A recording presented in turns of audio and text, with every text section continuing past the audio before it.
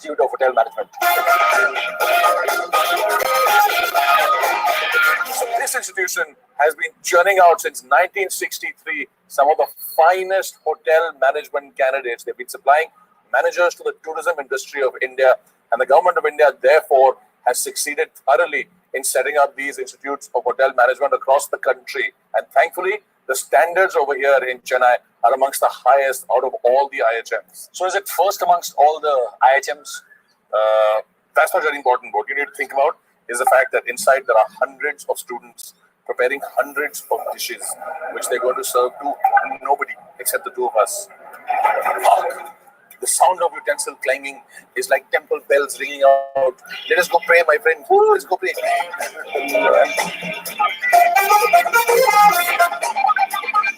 We're in the ATK or the Advanced Training Kitchen. Don't just think that these young men and women are ordinary chefs. Out of a complete strength of 800 in the entire Institute of Hotel Management, these 25s are the advanced final stage specialist chefs. Here at IHM Chennai, they have 13 kitchens. There are different types of kitchens. There's basic, there's advanced, and these guys will learn not just about different types of international cuisines, but also desserts, pastries, and I can't talk anymore because I have to. My nose has led me straight to this point, and young Sampark is making this. How do I know his name? It's written on his shirt. Hi Sampark, how are you? What are you doing over here? It's a garlic mash potatoes. And what is that? This is some potatoes. Lovely, this is looking good. And what are you going to use this with? This is crumb-fried prawns. Crumb-fried prawns. My nose is never wrong. And it goes with this, which is a crumb-fried prawn. Oh, look at that.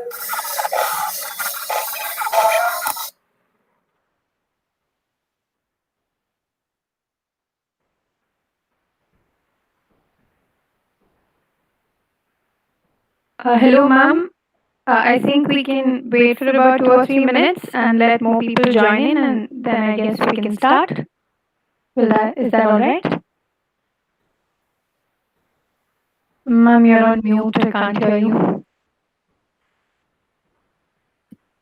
Can you hear me? Yes, I can hear you now.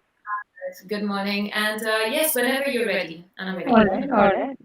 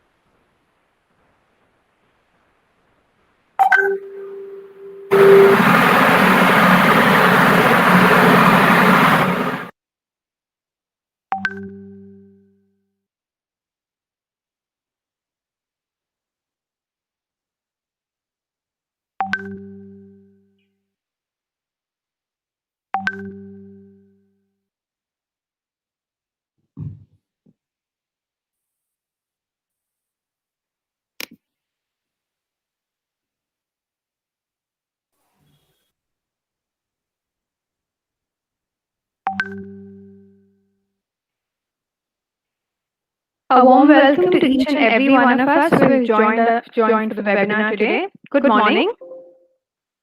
As you all know, our guest speaker for today is Ms. Pooja Chiplunkar. Good morning, ma'am.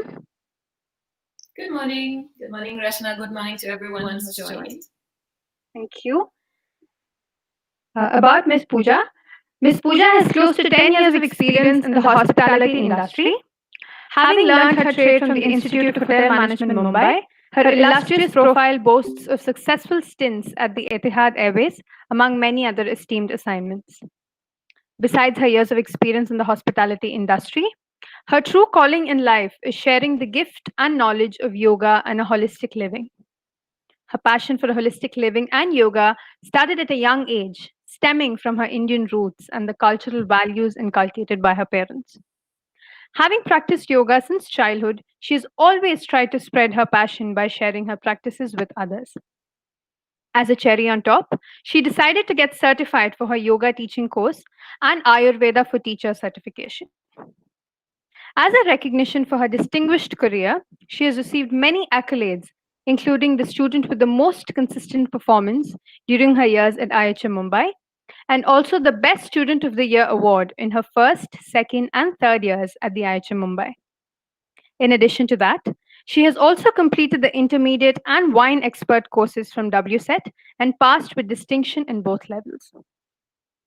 Recently, she also started a YouTube channel titled Om of Wellness with Tara, where she shares information about yoga philosophy, yogasana and pranayama tutorials, pilates tutorials and sequences, and Ayurveda and Ayurvedic principles that one can implement in their daily life to create and live a holistic life.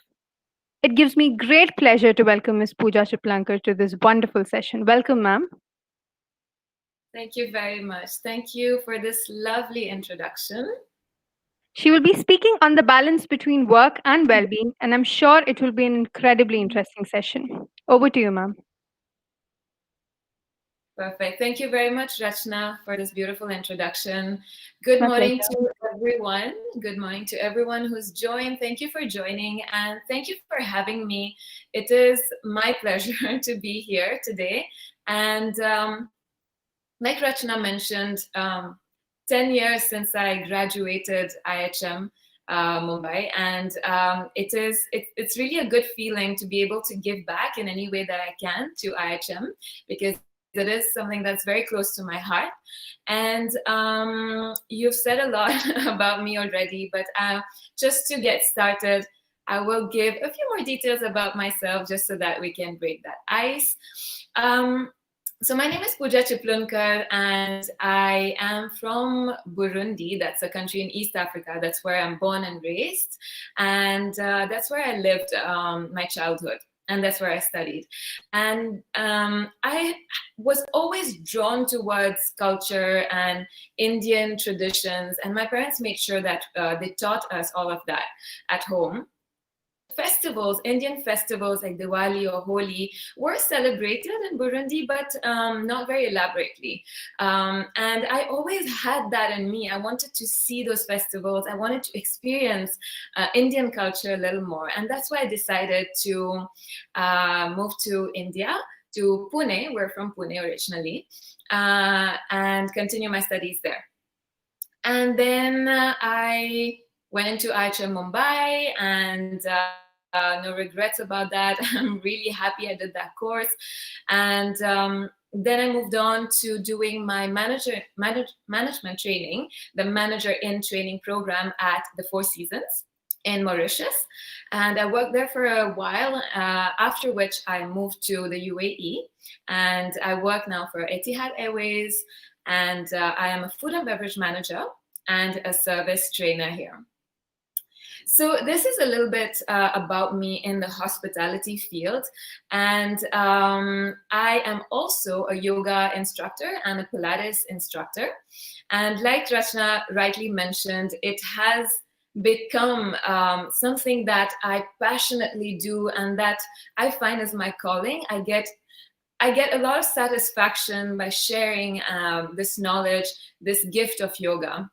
And there's no better time really to share this knowledge, because we're in a time and age where people tend to take their health lightly. So it's a good topic to talk about today, especially for all of you who are at IHM and will be graduating soon and going into the industry. Right. So feel free to type in any questions you might have in the middle. But of course, like I've been briefed, we will have a question and answer session at the end.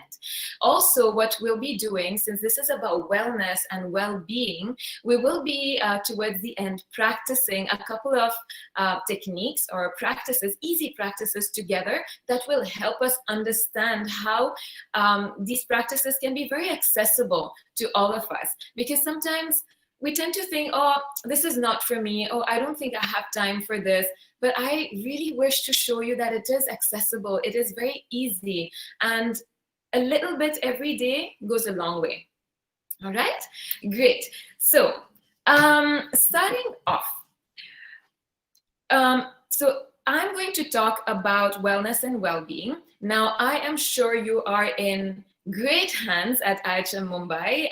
Like I said, it's something that's very close to my heart because I have learned so much. I absolutely loved being there, and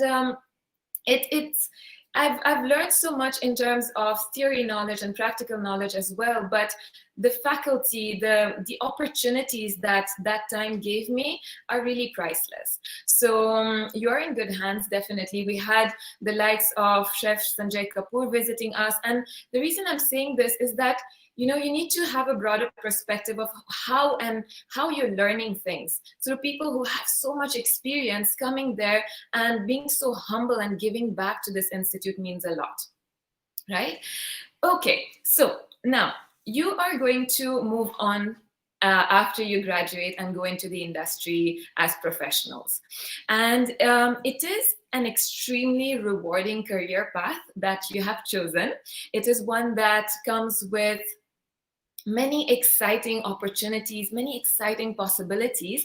But just like any other industry, it is an industry that comes with its special sets of challenges. Right? Challenges are everywhere. For starters, as you might already know, it is an industry that operates well outside the 9 to 5, very comfy work hours. It is an industry that literally operates 24/7 round the clock, right? And there are very blurry lines between weekdays, weekends, holidays. For the last few years, whenever someone tells me, "Oh, are you free on Wednesday?" I'm like, can you please tell me the date? Because I operate on dates.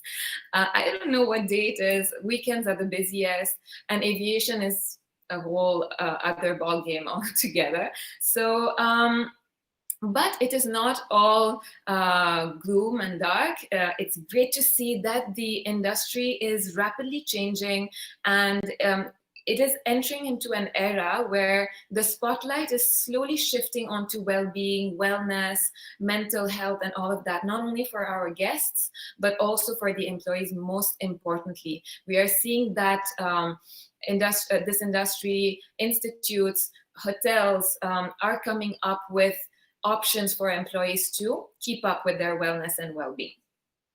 Now, the topic that we said was for this webinar is wellness and work. Now, you might have heard a lot of balance between life and work. Now, I used to say that as well until very recently. Now, if we say life and work, does that mean work is not life? Does that mean you're not living when you're at work? That's a good question to ask, I think, right? It's very important to understand that your work is a part of life. Are you living your work? You need to live your work because, like I said, we operate way beyond the 9-hour shift. If you thought it was different, sorry to burst your bubble. Yes, you will have easy and nice shifts, 9-hour shifts, but the truth is that you need to give a little more, especially when you climb up the ladder, right? And so imagine you're working 13 hours, 15 hours, 16 hours. Honestly, I have spent 3 days at the hotel I was working at a stretch. I stayed there because I needed to, because of work. Now, if you have those 16, 15-hour shifts, and that is not life, right? It's work. Then you come back home and you're so exhausted from your work that you just go off to sleep. So that basically means you've not lived, right? If we take it that way. So this is a good way of changing or shifting your perspective. Work is part of your life. And are you living your work? This is what you need to slowly cultivate. Your work, you're living it. Anything you do, you live it. There's something I read once and that has stayed in my mind and that guides me through everything. The way you do anything is the way you will do everything. So whatever you do, live it.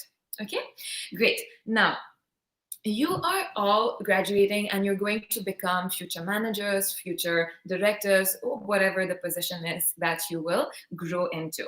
And like I said, you're very blessed to be in an institute like this where you will be equipped with whatever you need, all the tools you need, theory, practical, to manage your career or manage your teams, right?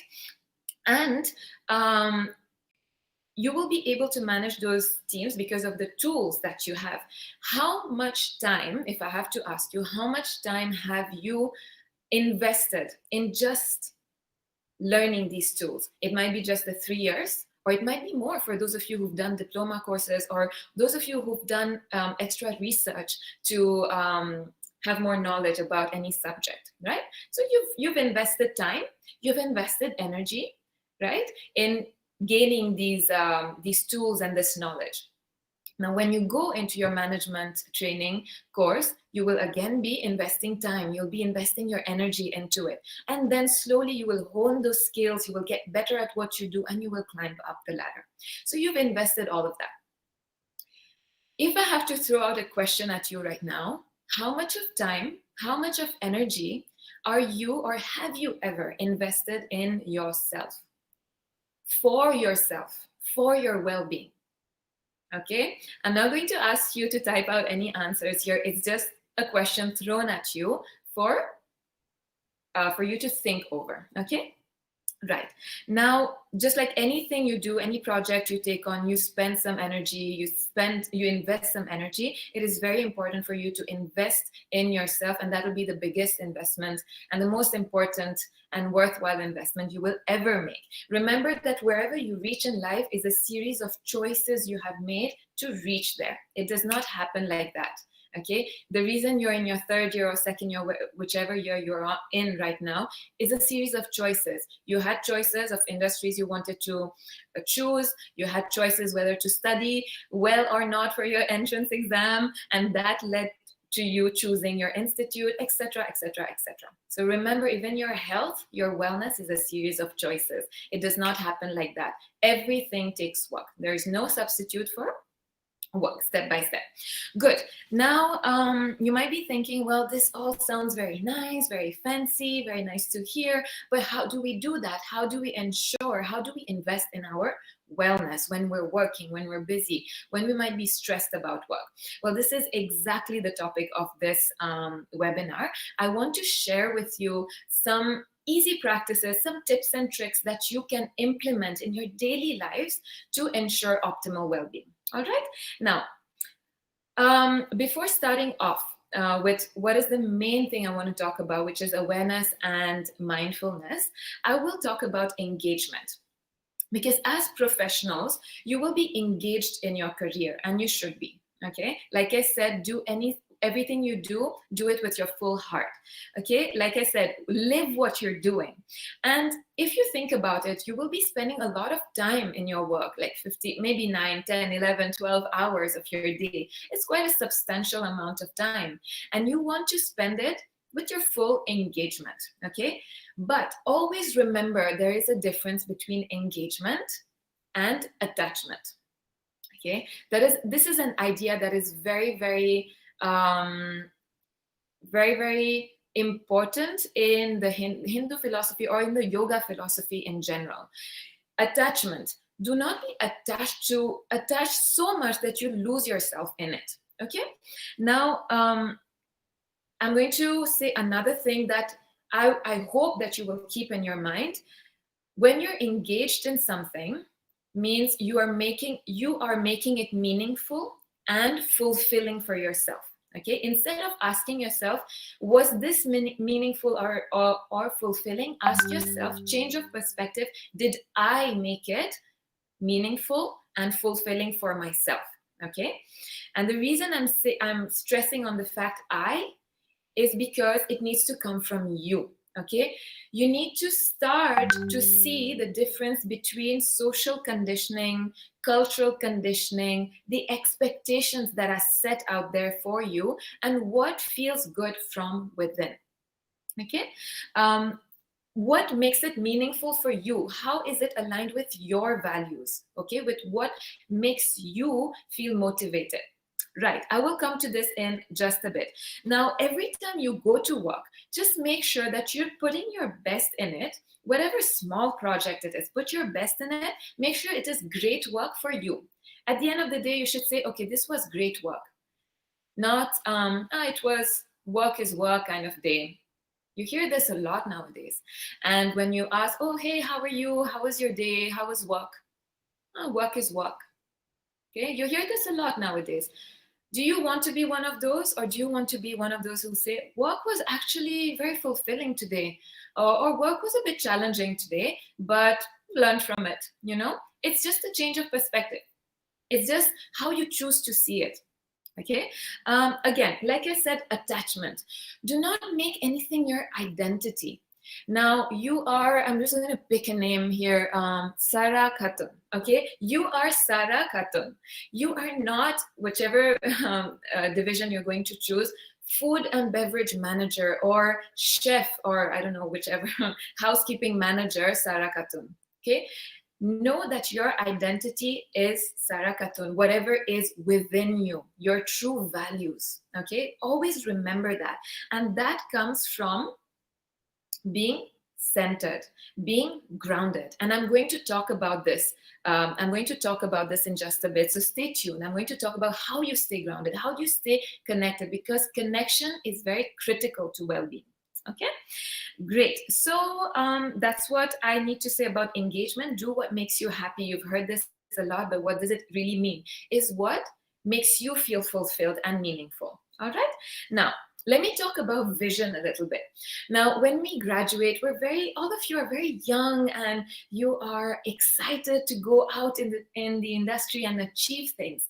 Now, when you say achieve, do you have one specific target?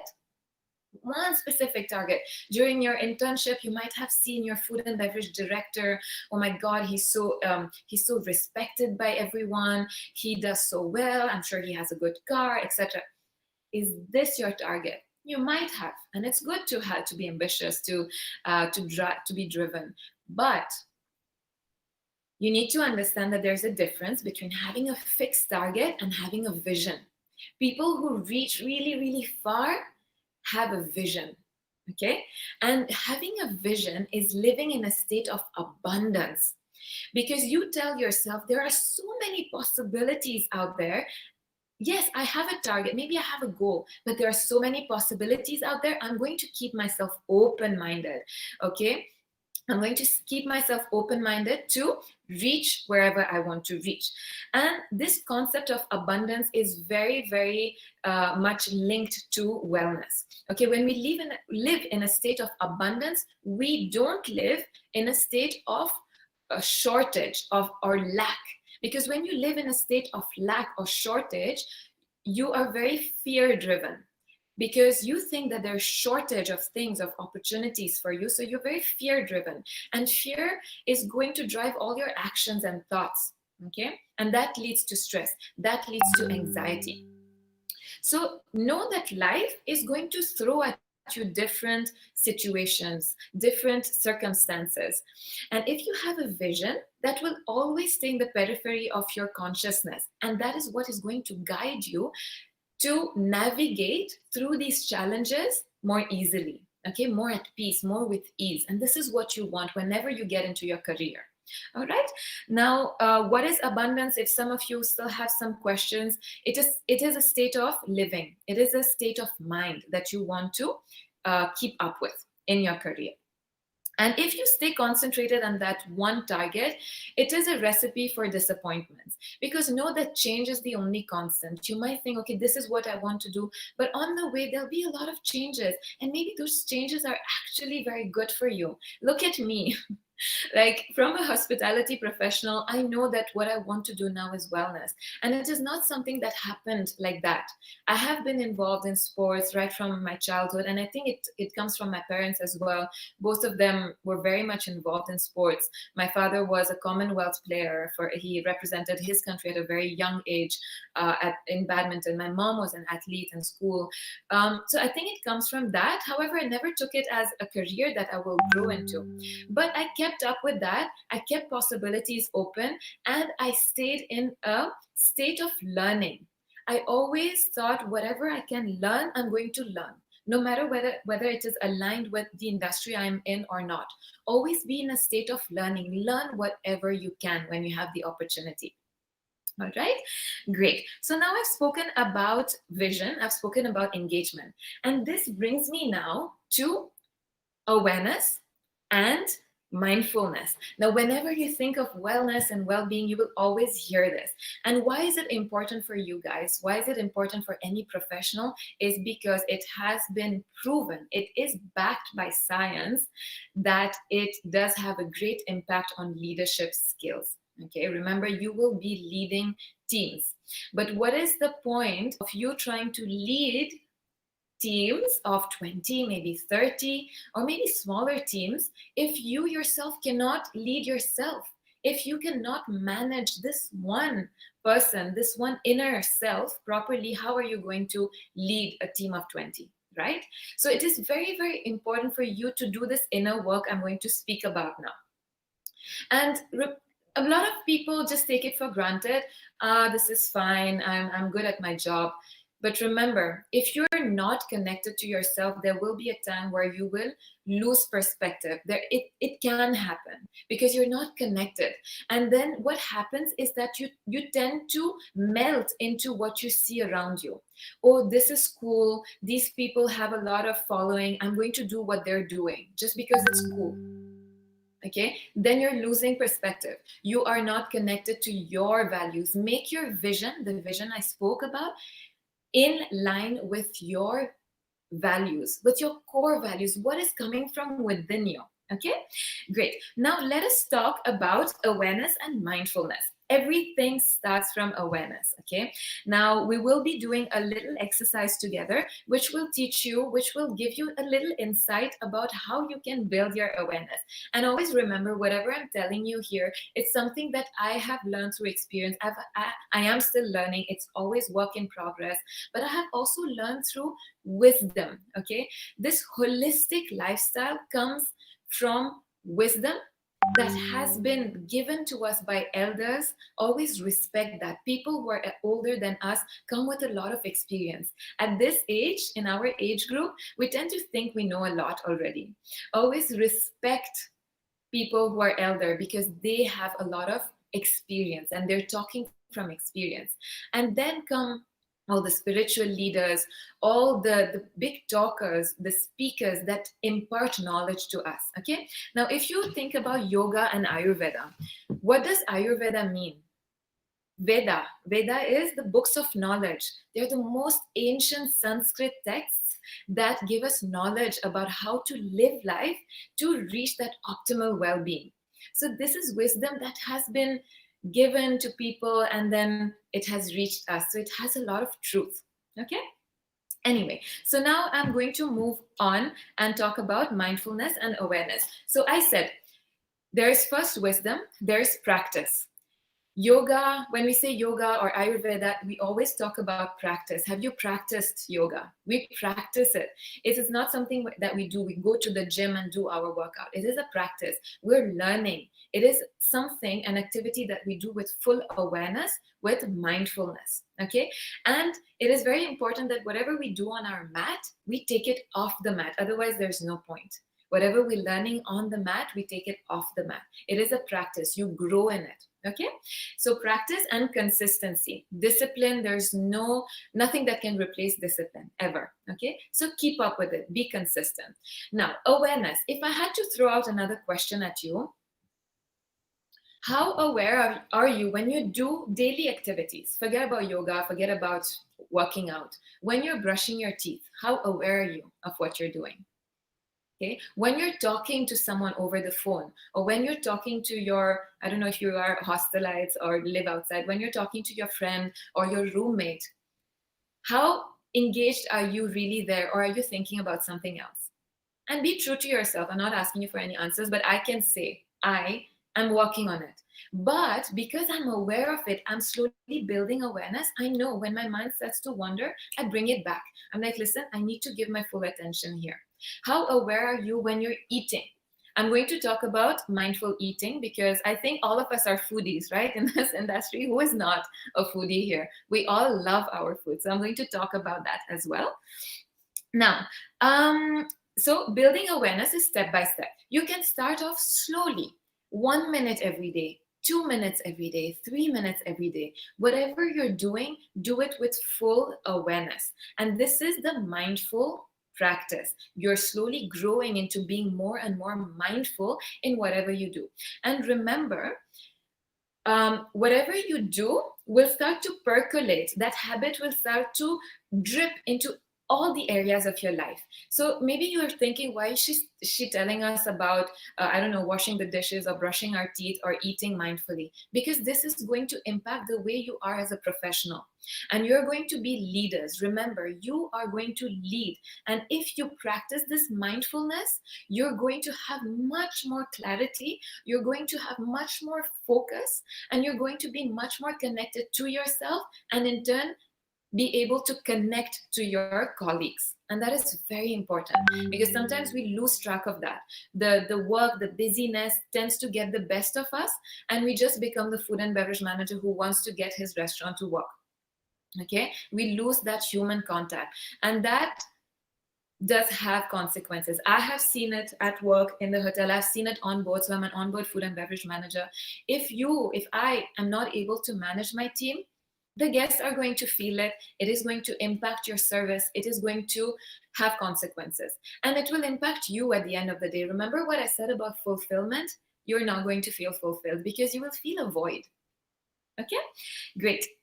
Now, to talk a little more about mindfulness, it has been scientifically proven that for students, it will improve focus, it will improve your emotional stability, it will improve your concentration. And for professional, then same thing, focus, clarity, your ability to connect to others. Okay, and it has a lot of scientific backup to say that it completely changes the way your brain functions, the structure of your brain, how your brain makes connection. Okay, I'm not going to go into details. I'm just letting you know that there is science out there to prove it. And there is a reason disciplines like yoga and Ayurveda, which are 5,000 years old, have survived until today. Okay, great. Now that is about mindfulness. Building your mindfulness is very, very important. Now I'm going to do a small exercise. So I'm not going to keep talking all the while. If you want to switch on your cameras, please go ahead. I would love to see who's in front of me. Don't worry if you're in your pajamas. If I wasn't doing this webinar, I would be in my pajamas too. So don't worry. All right. So I want you to just sit wherever you are. Okay. Sit wherever you are, and we're going to cultivate our mindfulness, and you will see that it doesn't take much. Okay, so close your eyes wherever you are. Okay, join me in closing your eyes, and just begin to notice how your body is feeling. Notice how you're seated. If you're lying down, great, stay lying down, that's fine. Notice how your body feels in whichever position you are in. And now we're slowly going to bring our awareness into our breathing. So can you feel the flow of your breath? Can you feel the sensations that your inhalation is bringing into your nostrils? And then be aware of the sensations that the exhale brings into your nostrils. Stay with your breath. Just notice the inhales, notice the exhales. And as you do so, there might be thoughts popping up in your mind. Does that mean that this little meditation that we're doing has stopped? No. If you have noticed and become aware of those thoughts, you're still meditating because you're aware. Remember, it's all about awareness. Bring it back. Bring back your awareness to your breath. Stay here with me for 2 to 3 more breaths. That's it. Notice your inhale. Notice your exhale. Just become aware of how you're feeling in the body, how your forehead is feeling. Do you feel any tension in your face, in your cheeks, in your jaws? Are you clenching your jaw? Are your eyelids feeling soft? Take one last breath here with me. And then slowly start to blink your eyes to open. Great. So can you see how long did that take us? I think half a minute, maybe a minute. It did bring your awareness into the present. Okay, so mindfulness is all about bringing your awareness into the present intentionally. and without any judgment. Now, there are many different ways of bringing your mindfulness into the present, and I'm going to talk about some of them. Okay, now I'm going to talk about eating mindfully. All right, now all of us, like I said, are foodies. We love our food, right? If someone is not a foodie, please drop a message. I'd love to know that. If you're in this industry and you're not a foodie, it would be interesting. Good. Now, if you all, including I, love food, right? Are we giving our full attention when we're eating? Honestly, ask yourself this question and answer. Okay? If your answer is no, then you need to have a little bit of introspection. I think there's a little problem here. This is something you love, but you're not doing it with your full attention. Why? Why? Because we are in a day and age where we have TV, we have Netflix, we have WhatsApp. So we're constantly multitasking, even when we're eating. Now, when we're eating, what are we doing? We're bringing in energy, right, to do everything else. We're bringing in nourishment for our body, right, to do everything else properly. What are we working for? This is something my mom has always said when we rush through our food. My mom used to say, people work so hard to earn some money so that they can feed themselves. But even that, they're not doing at peace. There's some problem here. I always remember my mom's words. Now, remember that I'm going to go into a more holistic and Ayurvedic perspective of this, mindful eating and intuitive eating, okay? Because all of you, once you go into your work, like I said, you will be spending a lot of time at work. So at least 2 of your meals or 1 meal will be at work. Okay, you're surrounded by many people. You're surrounded by a lot of food. Me being in the food and beverage department, I know I was surrounded with a lot of very tempting foods. How do you manage that? First of all, mindful eating. Okay, if you could, I would like you to type out your answers here while I talk. Where does digestion start? When you're eating, where does digestion start? If you could just type out, 2, 3 of you, please type out your answers. I don't want to be the only one talking. I would love to know what you think. Where does digestion start? Just type out your answers. And now, when Ayurveda, the cornerstone of good health, according to, thank you, Surbi, to maintain good health is digestion, proper digestion. Okay, everything, all the dis-ease or discomfort that happens in the body starts from improper digestion. Okay, now I just want to check who has said what. In the mouth. Okay, in the mouth. All right, good. So I like that. I like nose. I like that a lot, Rachna. Kali Prasad, thank you. Surbi, thank you. Okay, good. Mouth, I like that answer. I like that answer a lot because many people don't even think that way, that it starts in the mouth. Let me take it one step further. It starts right here. Okay, for I think it was Surbi who said, Rachna who said nose. Very good. So our senses are all involved when we're eating, if we decide to do so. Now, I would like once again, everybody just close your eyes.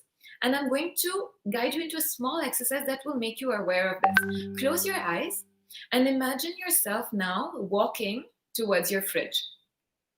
You're walking towards the fridge. You open the fridge. You see a nice lemon there, nice and fresh, or lime, whatever. Take it. You close the fridge. Go get a knife and you cut this lemon or lime into half. You bring that one half close to your nose. Imagine that. Okay, just hold it there. You smell it. Now, you stick out your tongue and you're just going to lick that one half that you've cut. Good, that's it. Open your eyes now if you've closed them. How many of you actually salivated? How many of you got that saliva running in your mouth? I did. Okay, because visualization plays a role here. You have involved all your senses just in that visualization of how it would feel on your tongue, how it would feel in the nose. So it all starts here, okay? And many of us nowadays are eating in a state of rush or in a state of stress. Our body is a system. It is a machine that is so intelligent. right? So if we're in a stressed mode, our body is in a fight or flight response kind of mode, right? Fight or flight mode. Our sympathetic nervous system is active. Then our body is just concentrating, it's pouring out energy into releasing that stress and not into our digestion. So it's very important for all of you, whether you are at work or not, take some time to calm yourself down. Yes, ma'am, but how do we do that? Very easy. What we just did, close your eyes. Take in a few breaths, mindful breaths in through the nose, out through the nose, deep breaths, just to center yourself. Remember, when you do anything mindfully, your parasympathetic nervous system starts to activate, and your parasympathetic nervous system activates the relax and digest mode in your body. Okay, so it's either fight or flight or digest and rest. Okay, so you want to be in this digest and rest mode for your food to be digested properly, because otherwise, trust me, it's not going to be digested optimally. Okay, and then that will lead to bloating, gas, stomach aches, etc. And remember, when you're at work, you have those 15 minutes or 30 minutes break to eat and then to go back to work. So you don't want to end up with feeling bloated, and that will affect your performance. Okay, I'm putting everything in a link with your work here, because these are things that you need to cultivate slowly. Start now, because everything you do becomes a habit or becomes a practice when you do it consistently. Okay, now I'm going to give you a few more details about what Ayurveda says. For those of you who said mouth, very good. Why does it start in the mouth? Because you have enzymes in your saliva that break down carbohydrates mainly. And us being Indians, we have a diet that is very rich in carbohydrates. Our rotis, our rice is carbohydrates. So if that is not broken properly in your mouth, it's going to go in your stomach, and then this system will have to work a little more to break down the carbs properly. Okay? And also, what is the only thing you are doing physically is taking that bite and chewing. All the rest is done for you automatically. So do at least that properly. Chew properly. And I'm not going to say what we hear, chew, 32 times or 52 times. Just do it mindfully. Do it mindfully. Do it intuitively. When you think, okay, it is masticated properly, just dopamine when you eat tasty food. Yes, Sarah, that's true. When you are involved, when you smell the food, when you see those nice, vibrant colors on your plate, you release the relaxation hormones in the body. Right. Now you have taken that food in, right? Your stomach is a very, very acidic place. Okay. And those acids are very important to break down the foods. Okay. Especially all the proteins.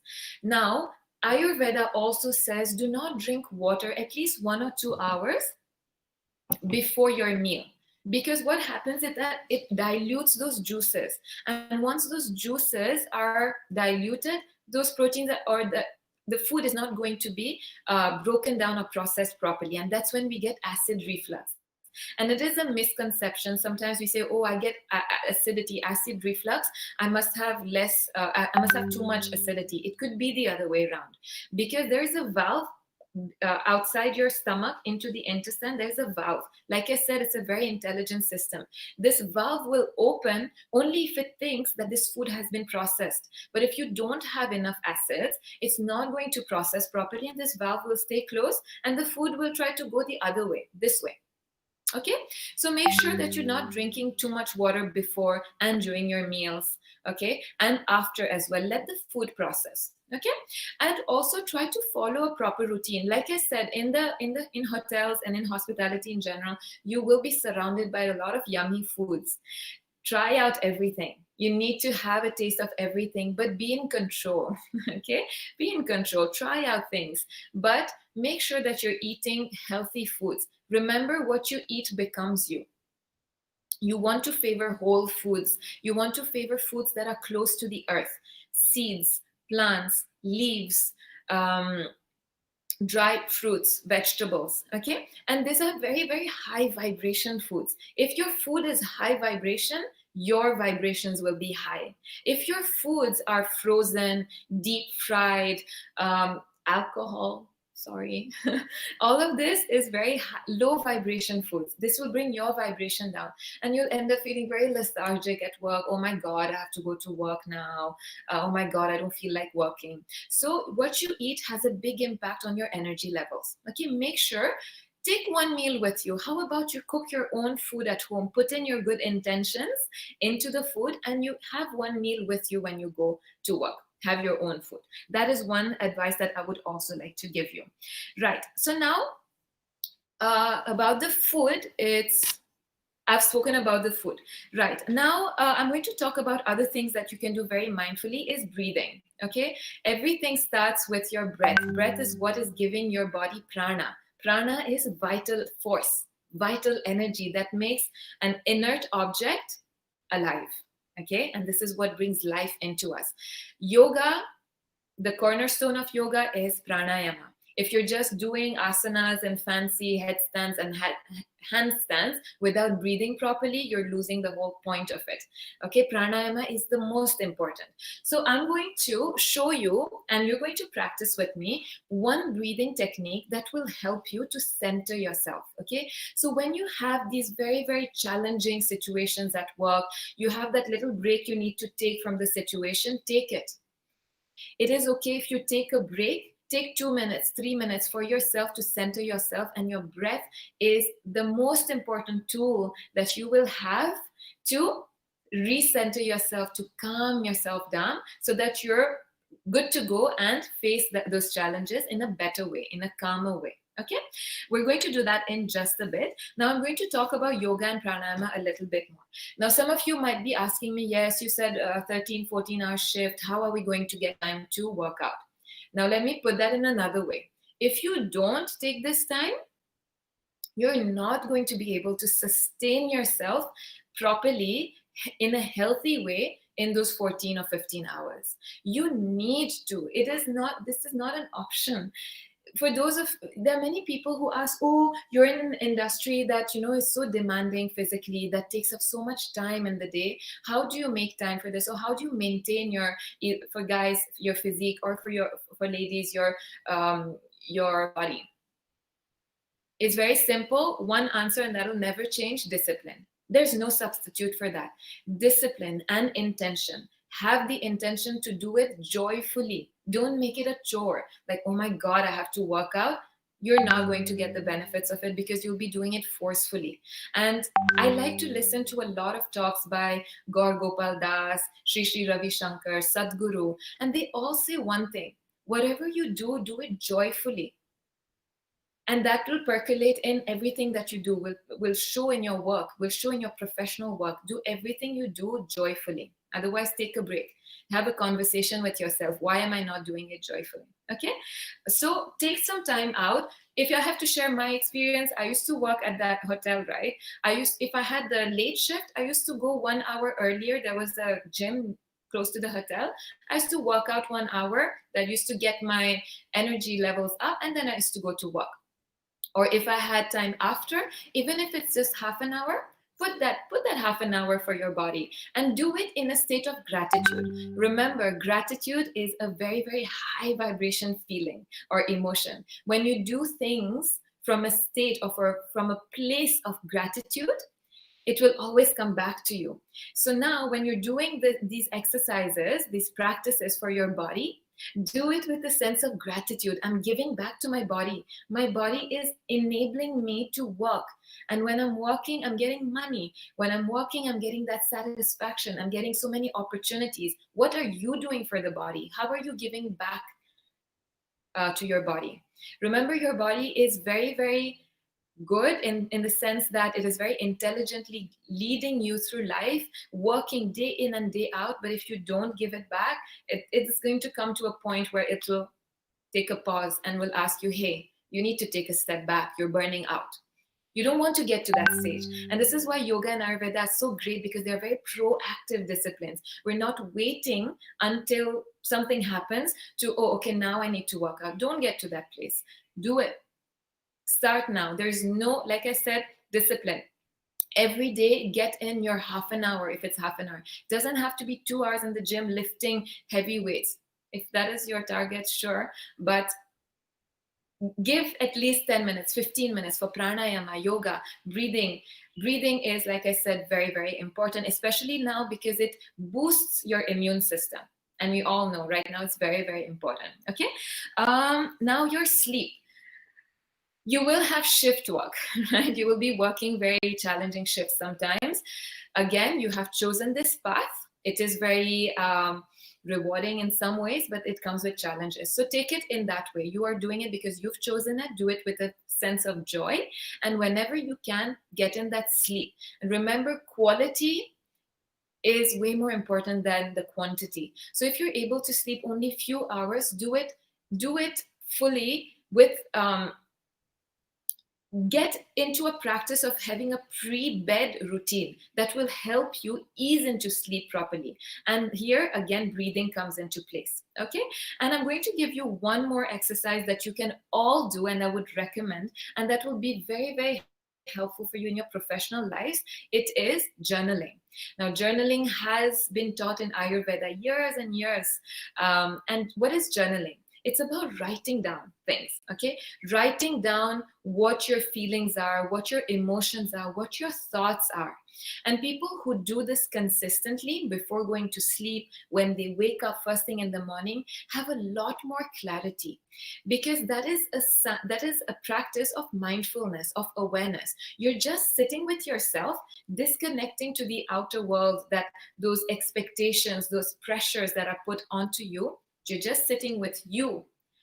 You are reconnecting to your values. You're reconnecting to your intentions, to your feelings, to your emotions, letting them flow, because a lot of time we suppress our emotions to meet the expectations. Okay, so this time is very important. Write down, let it flow. It's easier to write down than to say things. It has been scientifically proven. So when you write down, you just let it flow without any type of judgment. It is hard. This is something I'm working on. I'm not very good with this. Sometimes I skip, but then I come back to it because it is very, very rewarding. Okay. So write down, do your journaling before you sleep. Just, okay, how did my day go? How did I react or respond to situations today? What could I have done better? Just write. And that's it. Just leave it there. Okay. Great. Now we're going to do one breathing exercise that I will recommend you to do every single day, because it is just going to get you to activate your parasympathetic nervous system, that calming response in the body, which helps to elevate stress, anxiety. It helps you to perform better at work, and it just helps you to get into that state of wellness and well-being on a daily basis. Okay, so let's all start. It's a very simple pranayam called Dirgha Pranayam, which means equal. When we inhale, we're inhaling fully, and we're exhaling a little bit deeper than our inhalation. So let's all close our eyes. Just allow yourself to come into the present, reconnect to your body through your breath. Get in touch with your body through your breath. Good. And maybe I even invite you to place one hand on the belly, one hand on the chest, just to feel the movement of your body as you breathe. Good. And now with the inhale, think of journeying in the body through your nose, all the way down into your belly. Can you feel the hand that is on your belly rise? And then slowly exhale out completely, taking your time to fully empty out. Take one more breath into the belly, and this time think of continuing your inhalation into your chest as well. So your hand on the belly and the hand on the chest will rise. And then when you exhale, exhale from the chest first, let your chest drop, and then let your belly drop. Let's do that one last time together. Inhale into the belly, into the chest. Exhale, empty out from your chest, and empty out from the belly. And slowly release the hands. If you have the hands on your belly and your chest, take a breath here. And exhale out completely. Good, and then blink your eyes to open when you're ready. Right, So this was a short breathing exercise that will help you to recenter yourself. So when you're at work, when you think you need that little break to recenter yourself, and that happens a lot, you have not only team members that have their own attitudes that they come with, they have their own problems that they come with, but also guests. Okay, you are in the middle of all of that, and everything is energy exchange. You are energy. Everybody's throwing out energy at you. You are surrounded by energy. So you need to be in control of your response towards these things that are being thrown at you, to stay calm, to stay centered, and then respond in a calm way. Okay?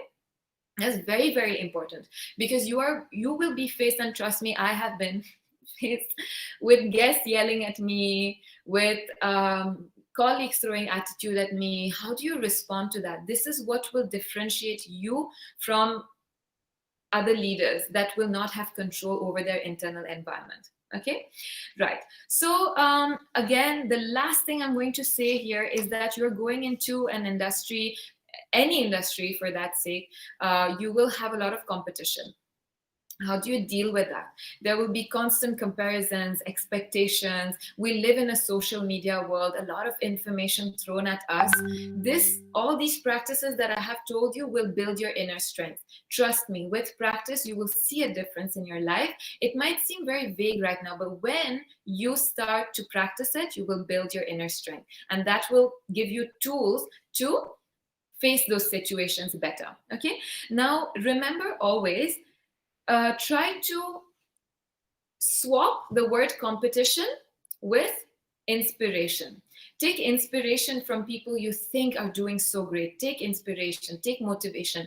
Always operate in a state of learning, getting knowledge, because everybody is on their own journey. And remember, what is yours will always be yours. Nobody, nothing can take it away from you. If you live in that state of vision, of abundance, and you're ready to receive through that state of learning, through that state of gratitude, it will come to you when the time is right. Just believe in it, okay? And switch expectations to motivation and self-awareness, self-motivation, okay? That will get you really, really far in whichever direction you're going, okay? Now, people with a closed mindset will operate in the way of beating other people down to make their way towards their target. And open-minded people will always operate in a state of developing their own knowledge, developing their own skills. Work on that. Okay, and always associate yourselves with people who lift you up. In all of this, in this rat race that you might be caught into, remember to always stay grounded.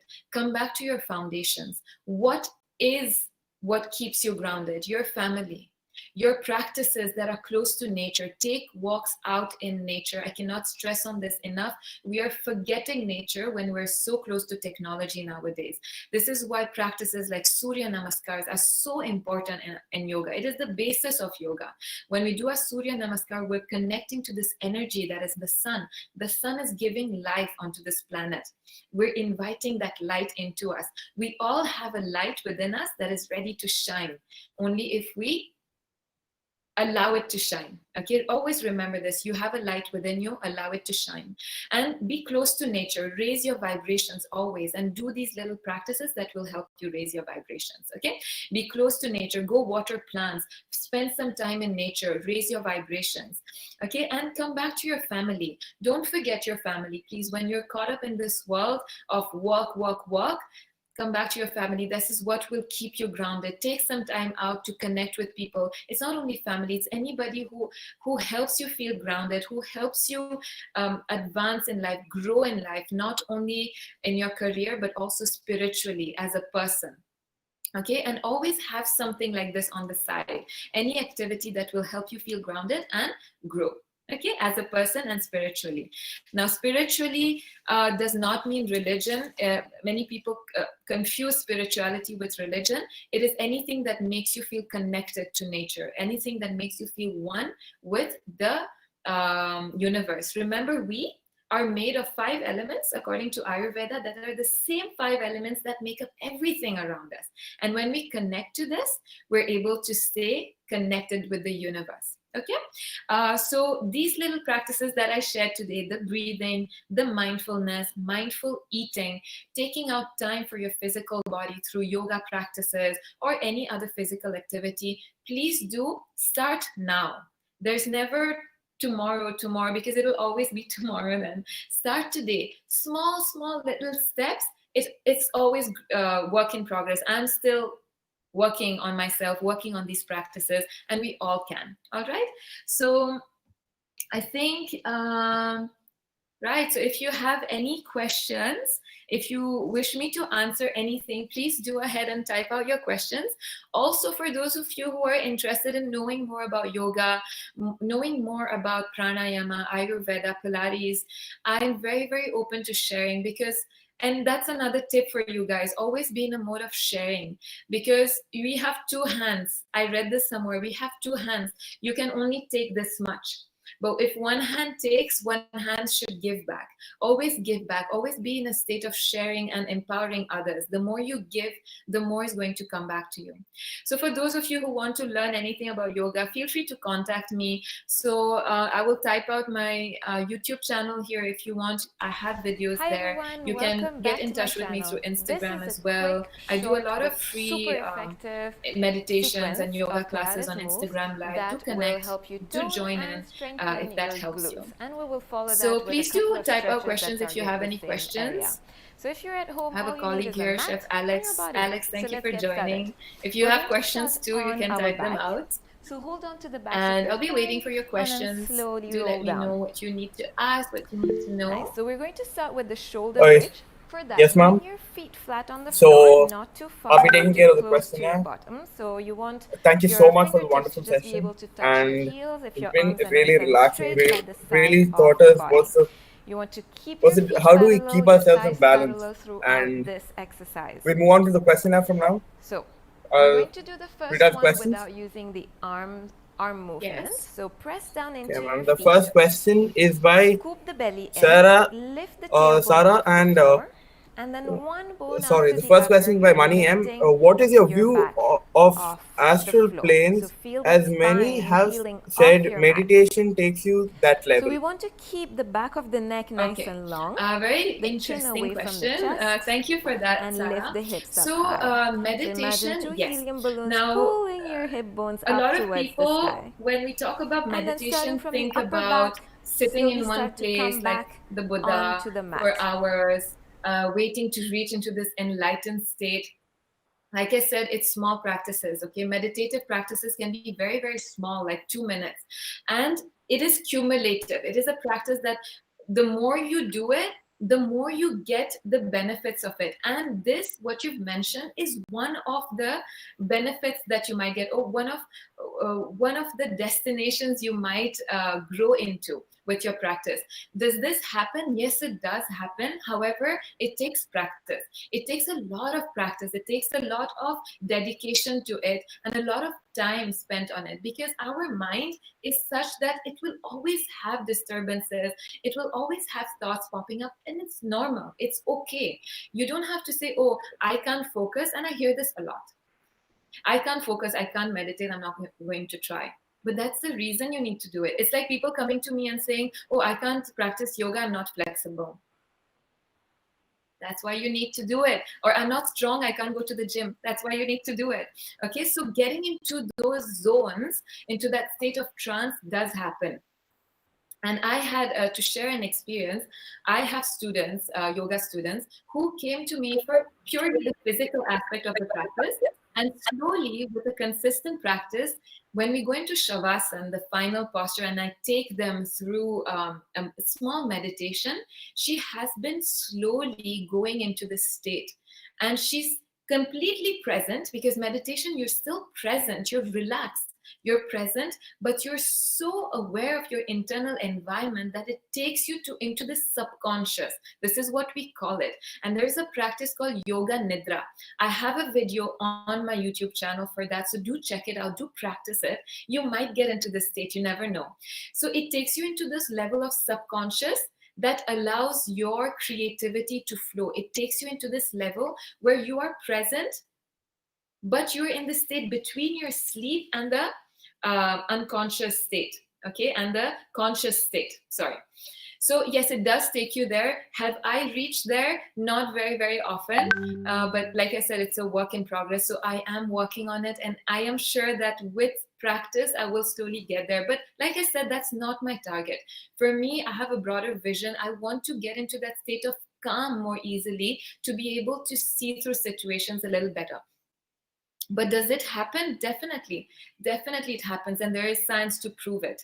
Meditation, it just allows you, the more you meditate, the less likely you are to make mistakes because you're so aware. You start to shift from this 3D world, 3D existence to 4D, 5D, or whatever you want to call it, if that is what you asked. I hope that answered your question. Yes, next one. Anybody else have any other question? Yeah, sure. So, ma'am, let's make this is a fun round of questions. Okay, we've got this rapid fire round. So it's just in this you can answer it in one word or in one sentence. One question. Oh, one word or one sentence? Yeah. Yes, ma'am. The first question: what do you like to do during your spare time? I like to play tennis. Okay. Which is the best part of your work? Best part of my work. Okay, now is it the yoga work or is it my hospital? I'm going to switch to hospitality since all of you are hospitality professionals now. It will be, I think, my briefings. Why? What? Okay, just one word. My briefings, because it just sets the tone for the entire shift. Yeah. Yes, ma'am. How would you describe your college life? College life, very eventful. Oh my God. I'm going to talk a little more about this because those who know me from college know me as the girl who used to sit on the first bench like this. Because when I used to come, I'm sure it happens in your classes too. The guys at the back used to beat on the desk and make noise before the teacher comes, and I don't know what nonsense they used to do there. I used to go with my bottle of water with my newspaper and sit like this as the nerd in college in the first year. Okay, but I evolved. Okay, I wasn't that boring all 3 years. I used to be known as the nerd, and then yeah, so I would describe it as a progression. I really evolved. Like, I was fully into my studies. I used to absolutely love it, and people tagged me as, oh, she's like a FO person, like front office person, but I have completely turned into a food and beverage nerd. Yeah. And they're wonderful, ma'am. Which is your favorite country to travel to? Favorite country to travel to? Wow. Okay. In my job, that is a very, very hard question to answer. I'm going to say, oh, that is hard. Okay, I'm going to give you two answers. I think any place that makes me feel at home would be my all-time favorite, and that is Burundi. That's my home place. I don't get to travel there very often. My parents are there, so I think that would be the first answer. And the second answer is because I'm a foodie and I love food and I love culture. Any place in Asia would be. I can't pick one. I would say maybe Vietnam. I've traveled to. I love the food there. I love to see a lot of the history there. So I would say that. That's wonderful, ma'am. That sounds just wonderful. Who's your biggest inspiration in life? Myself? No, I would say it's my. I would say it's my parents. Because, and I'm going to tell you why. Because they, like I said, they were very much involved in sports, and I think that has led to a lot of discipline, because in sports there's no scope for improvement if you're not disciplined. And I think that has been the driving force throughout my life, and even today actually. And something I want to share with all of you is my parents today are still an inspiration for me and my brother, because they are practicing all that I have told you today. They have their dinners before sunset, following the Ayurvedic principles, because we're supposed to eat before sunset, because after that our digestion starts to slow down. So they do that. They wake up before sunrise at this age. They do their pranayam. They go and do earthing. They go out. They go step onto earth without their slippers or without any footwear to connect to earth. So that is, sometimes I'm like, oh my God, how do you do this? But it's an inspiration. Like I said, if people can do it, everyone can do it. It's just you need to find that source. And for me, it will be my friends. Your favorite yogasana, ma'am? Favorite yoga asana? I would say Balasana. Balasana is child's pose. It's a very relaxing posture. And my students always wait for that. The moment I say Balasana, they're just like, oh, yes, finally, because I make them struggle through all the poses and then Balasana. I think that's the favorite. And ma'am, there are 3 more questions which has come up right now. If you don't mind to answer it. Absolutely, I would love to. Wonderful, ma'am. So Rachna Naya is asking, could you share a few yoga asanas, meditation techniques that could be practiced every day, especially for working people? Yes, absolutely. Very, very good question. And I'm glad you asked. I wanted to share all this, but I saw we were running short of time. So if you allow me to, I will just share that now. Breathing techniques, pranayam techniques, like the one I taught you, just breathing in fully. So imagine that your torso is a tank. Okay, so what is happening a lot nowadays, and which is one of the main causes for disease, is improper breathing and shallow breath. We breathe in from here. If you see people who are stressed, their chest starts to rise and fall. And if you see babies, their belly rises and falls because they're so relaxed, right? No tension, no studying, no work. So it's the belly. So we need to get into that practice again. So when you put your hands like this, like I made you practice, you're thinking of the bottom up. So you're sending your breath all the way down, filling up the tank up to here. And then when you exhale, you're emptying out the tank from here. So when you pump out water from a tank, it's going to go from the bottom, from the top towards the bottom, right? So you breathe in, fill up, and breathe out, fill up. Another technique to add to this is to add a counting. So if you count for 4, let's say inhale for 4, 3, 2, 1, and exhale for the same 4, 3, 2, 1. This is something that you can start with. 2 more pranayama techniques that everybody should do every single day is Kapalbhati and Nadi Shodhan. Okay, this has a lot of benefits. Why? Kapalbhati is a Kriya. It's a cleansing Kriya. What does it do? It detoxifies your body. You might have seen all the big yogis doing this technique, and it goes like, you're exhaling forcefully when your belly goes in, right? It takes practice to learn it, but what it does is, why this practice in the morning, it stokes your inner fire. Now, there's a lot I can say about all of this, and I'm so passionate about this, but we have less time. Please feel free to get in touch with me. Now, Kapalbhati will stoke your inner fire. It will activate all your digestive organs. And that is very necessary in the morning, because when we wake up, our digestion is very slow. Our digestive fire is compared to the sun. So when we wake up early morning, how is the sun? It's very light, it's very mild. That's how our Agni is, our digestive fire. So with these practices, we're stoking it so that when we eat, it is processed properly. And it's also called Kapalbhati. Kapal, forehead.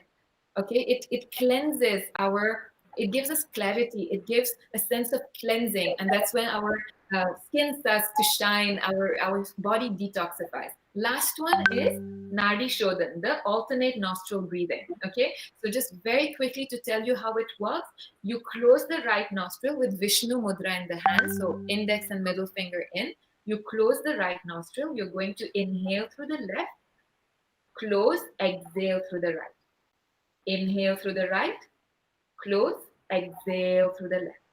And this should be done at least 10 to 15 minutes every day. Again, practice it, do 2 minutes, 5 minutes. So to answer your question, I know it's been a long answer, but very quickly, this is what I would say. Asana, Surya Namaskar.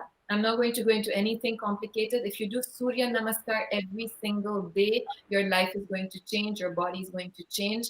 It is a meditative practice. It's a moving meditation that works on all your chakras, your energy centers. It works on all your muscles, your joints, and it just energizes you.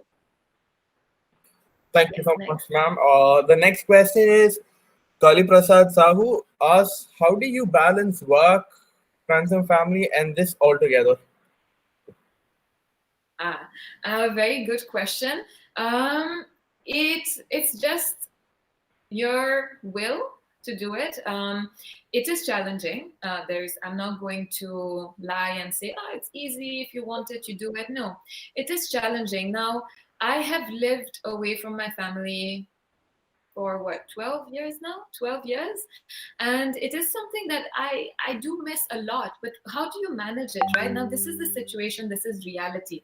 But I do prioritize. I have, like I said, when you have discipline, write down things. I love to write down. If you see my fridge, it has a vision board. It has what I am planning out to do. I do take some time out to talk to my family. Like I said, it keeps me grounded. My brother is in Canada. My parents are in Burundi. I am here and I've been traveling all the time. So taking some time out to connect to people and to get that human interaction is very important. And the texting world that we are in, does not replace voice. Remember that always. Wishing birthdays through messages, give a call, listen to their voice, give them the feeling that someone is there. So I take time out, even if it's 2 minutes, to call people, one person today, one person the other day. I do that. How do you balance work, family, and what was it, friends?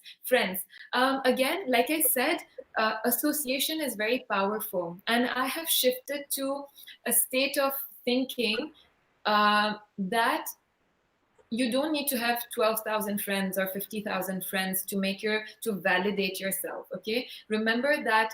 Okay, one more thing that I wanted to say: there are people out there who don't always mean the best for you, and that is a reality. Okay, I have come to, because of experiences and things that I have been through, there are people out there waiting to feed on your energy, and that's what we call energy vampires. Yes, it is called that. I'm not inventing it. So there are people out there. When you are centered and connected to yourself through these mindful practices, you will be able to see through all of this. And the moment you feel that, okay, this is not really what is resonating with me, take a step back. So I have very few friends, but I have very genuine friends. And even if we are oceans apart and continents apart, I do make time, and we all do. It's never a one-way street. It's a two-way street. When I know people are making time for me, I'm making time for them. We understand each other. If we don't get in touch for 2 months, doesn't mean that we've lost contact. We just get back in touch. But it's just about taking time. And we have 24 hours. If we want to, we are able to do everything we need to do in those 24 hours with just a little bit of planning. It just takes a little bit of planning. That's it. Yes, ma'am. I completely agree with you in this matter. And the next question is from Money M. Do you feel comfort foods help us in this kind of fast-paced lives? Can you suggest some healthy comfort foods? Yes. Right. So when I spoke about mindful eating and intuitive eating, it's like I said, take some time before you eat to center yourself, taking a few breaths, and that will allow you to really think, why am I eating? Sometimes we tend to binge eat because of stress or emotional eating. So that mindful practice that you will be doing will also help you in this. Like I said, everything is connected. If you apply mindfulness somewhere, it is going to guide you in all other areas. Now, comfort foods, do I have comfort foods? Definitely, it does help. And like I said, don't be rigid with yourself. Like, only this. Don't be hard on yourself. Listen to your body. Go with the flow. Remember that you need to navigate through life fluidly. Comfort foods that are healthy for me are always nuts. I love soaked nuts, so I always have a bunch of almonds soaked, and I peel them and eat them. I love pistachios and cashews. If you give that to me every single day, I'm going to eat that. Other healthy foods, well, I'm going to say what is real to me and answer this very honestly. It's fruit. I love fruits. I eat fresh fruits all the time. So I always have a bunch of fruits at home. That is my kind of comfort food. I love to eat things that are close to the earth. Do I eat pizza? Do I eat ice cream? Do I eat cookies? Yes, I do. I love all of that, but it's all about control. So don't make it, it's again a shift of perspective. If you tell yourself, oh, I need this is my comfort food, I'm going to eat pizza every time I'm stressed, then you need a little bit of a shift of perception. So healthy comfort foods for me would be nuts, fruits, vegetables, seeds, and you can make those at home. You know, you can make those healthy bars with nuts in it, with oats. There are so many different recipes I can share. I will share with you if you contact me separately. I can share those healthy recipes with you. So I love to make those oat bars at home with nuts, with fruits. So that would be my comfort food. Anything else?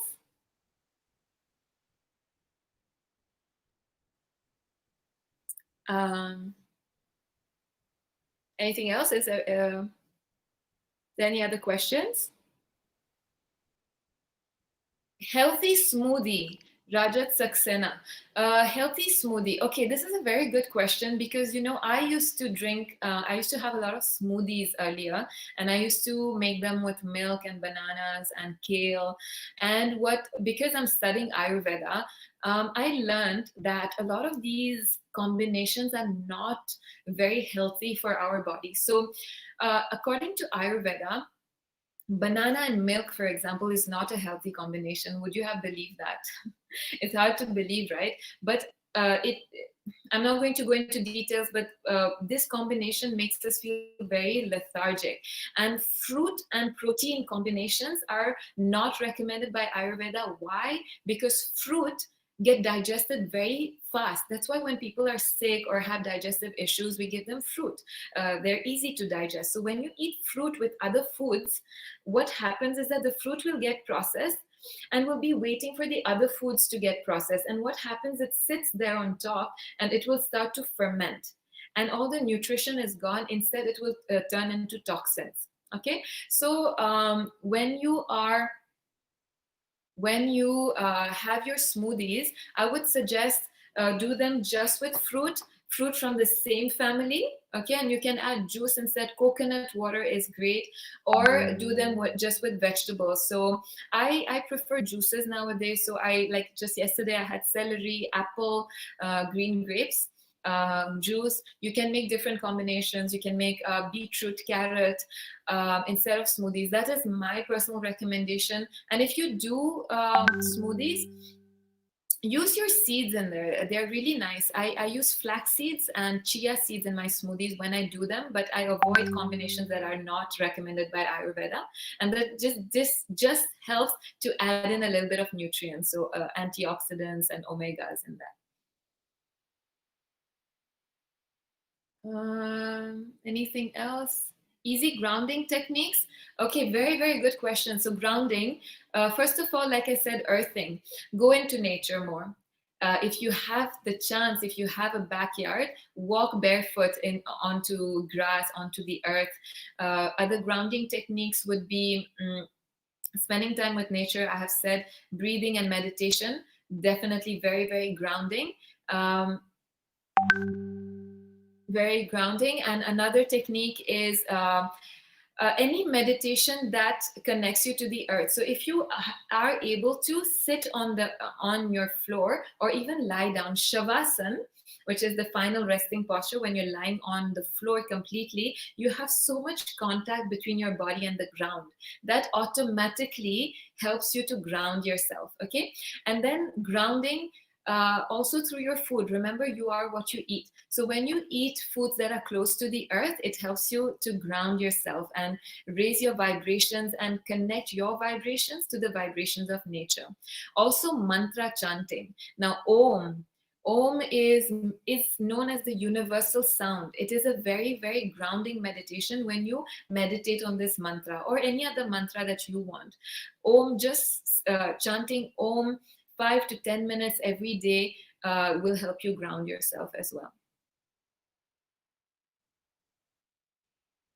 How spiritual you are, how it helps for a good life. I think the whole topic today was about that. It helps you because it connects you. We live in a world where a lot of people, why they go into addictions or why they go into depression is because they feel a sense of disconnect. And when you're disconnected with yourself, you'll be disconnected with the environment, with universe. Because like I said, we're made of the same elements that make up the universe. So when you connect to yourself through these spiritual practices, what are spiritual practices, if that is your question, is chanting of mantras, reading spiritual books, whatever it is that you follow, if it's Bhagavad Gita, other books by spiritual leaders. Spiritual leaders have a lot of practice.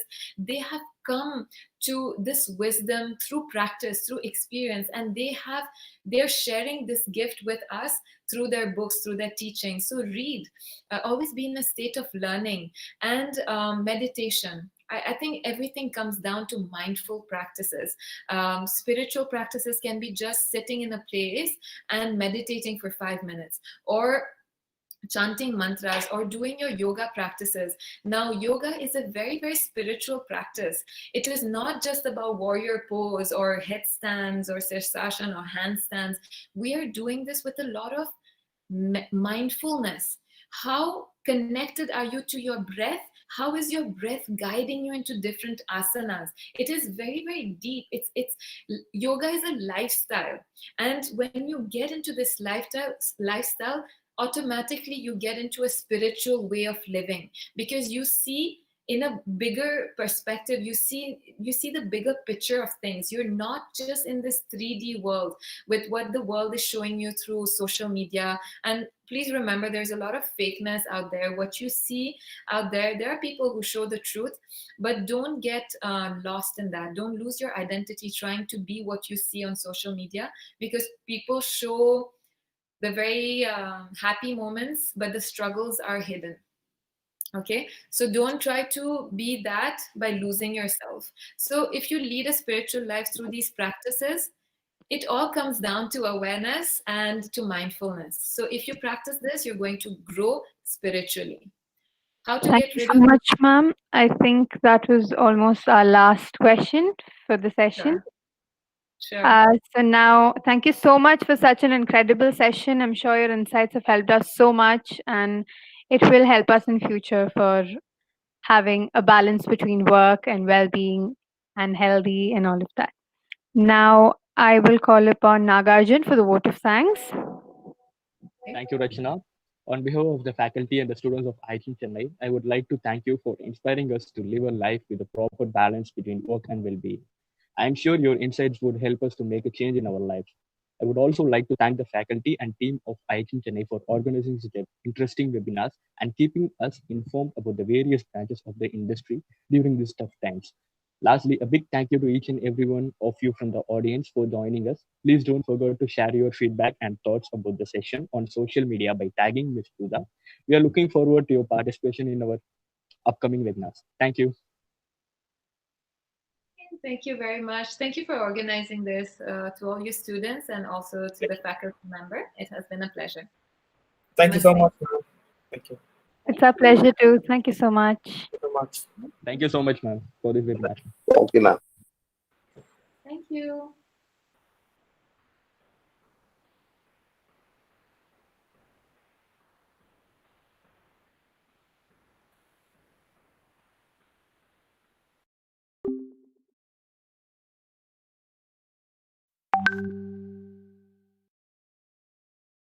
Thank you.